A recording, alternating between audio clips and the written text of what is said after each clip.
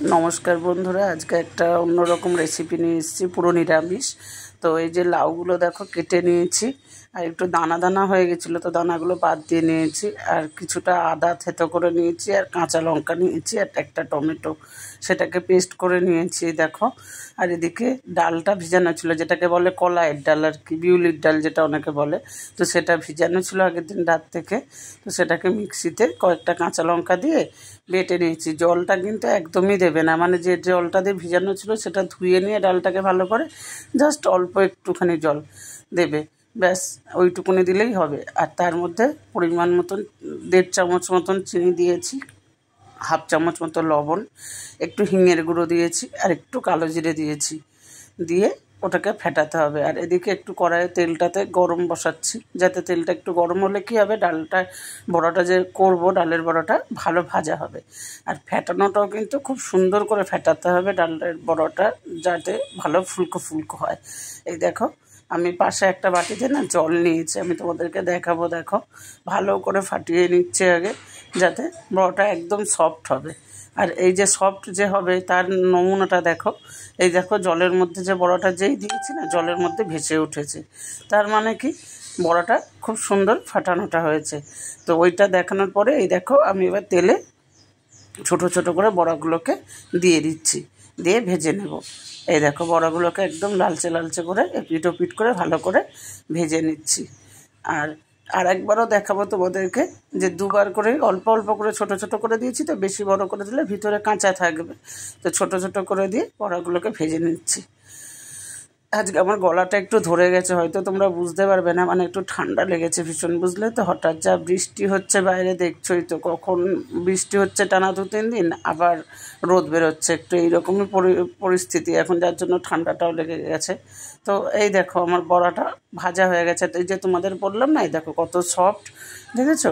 আর একদম ভেতরটাও খুব সুন্দর হয়েছিল, ঠিক আছে। তো তার মধ্যে এবার বড়াগুলো সব কমপ্লিট হয়ে যেতে আমি একটুখানি তোমার ওখানে জিরে ফোড়ন দিয়ে দিলাম তেলে, আর কয়েকটা কাঁচা লঙ্কা। আর এগুলো তো সরু সরু কাঁচা লঙ্কা, খুব ঝাল, যার জন্য অল্প কটা দিয়েছি। আর হচ্ছে লাউগুলোকে এবার তেলের মধ্যে দিয়ে দিচ্ছি, দিয়ে অল্প করে লবণ দিয়ে দিচ্ছি। লবণটা কিন্তু একবারে বেশি দেবে না, তাহলে বুঝতে পারবে না, বেশি হয়ে যেতে পারে। তো অল্প করে জাস্ট লবণ দিয়ে নেড়ে চেড়ে নিয়ে এবার আমি হলুদটা ওপর থেকে ছিটিয়ে দিচ্ছি, 2 চামচ মতো হলুদ দিয়েছি। আর আমার যে ঘরে যে ভাজা মশলাটা থাকে তোমরা তো জানোই, তো সেটাও দিয়ে দিলাম। দিয়ে ভালো করে এবার নাড়বো। আর অল্প একটু লঙ্কার গুঁড়ো, আমি না আজকাল রান্নায় না একটুখানি লঙ্কার গুঁড়ো ব্যবহার করছি, আগে একদমই করতাম না। তো এখন অল্প করে দিই, সামান্য, আমার তো সবটাই কাঁচা লঙ্কাই হয় তোমরা জানো।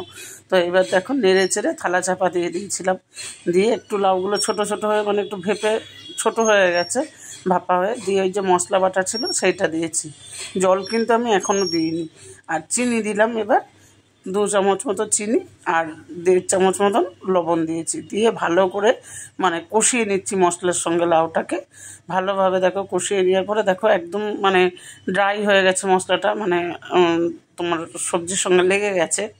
তখন বড়াগুলোকে দিয়ে অল্প করে জল দিয়েছি, যাতে কড়াই যেন না ধরে যায় তরকারিটা। দিয়ে ভালো করে বড়ার সঙ্গে কষিয়ে নিয়ে জল দিয়ে দিয়েছি। এবার পরিমাণ মতন জলটা দেবে, যে যদি তোমরা তরকারি করো সেরকম দেবে, আর যদি বলো একটু ঝোল ঝোল রাখবে সেই রকম জলটা দেবে। দিয়ে ফুটাতে দিয়ে দিয়েছি। এই দেখো, আমার তরকারিটা প্রায় রেডি হয়ে এসছে। এইবার আমি এর মধ্যে আর অন্য কিচ্ছু দেবো না। এবার যখন নামাবো তখন শুধু একটু জাস্ট হিঙের গুঁড়ো দেবে, কারণ এটা নিরামিষ তরকারি তো, আর এটায় ঘি দিতে নেই, ঠিক আছে। তো এই দেখো, আমার এটা হয়ে এসছে। এবার একটু সেই হিঙের গুঁড়োটা, তোমায় বললাম যে আগে তোমাদের, এই হিঙের গুঁড়োটা ওপর থেকে একটু জাস্ট ছিটিয়ে দিচ্ছি, মানে বড়াগুলোর মধ্যে ঝোলের যে এটা ঢুকবে, তো তার মধ্যে হিঙের গন্ধটা থাকলে ভালো লাগবে খেতে।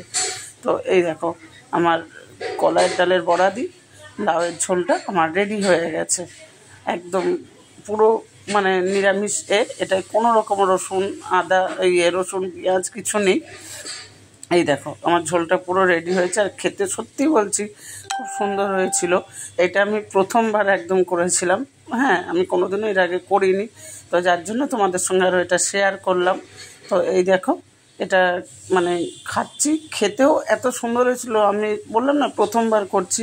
তো এটা তোমাদের বাড়িতেও একবার নিরামিষ যেদিন হবে সেদিন একবার এই রেসিপিটা একটু করে দেখো, সত্যি বলছি দুর্দান্ত লাগবে খেতে। এটা মানে খেলে না, একবার খেলে আর দ্বিতীয়বার করতে ইচ্ছে করবে। ভালো লাগলে অবশ্যই চ্যানেলটা সাবস্ক্রাইব করুন।